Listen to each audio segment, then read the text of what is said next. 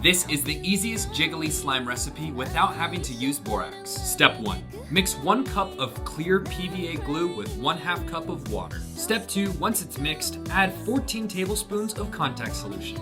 Step 3. In a separate bowl, mix 3 teaspoons of baking soda and 2 cups of warm water. Step 4. Mix both solutions together gently. Once it's fully mixed, you can vigorously stir until you've reached the jiggly slime consistency. Step 5. We added a touch of pink to create a beautiful jiggly pink slime.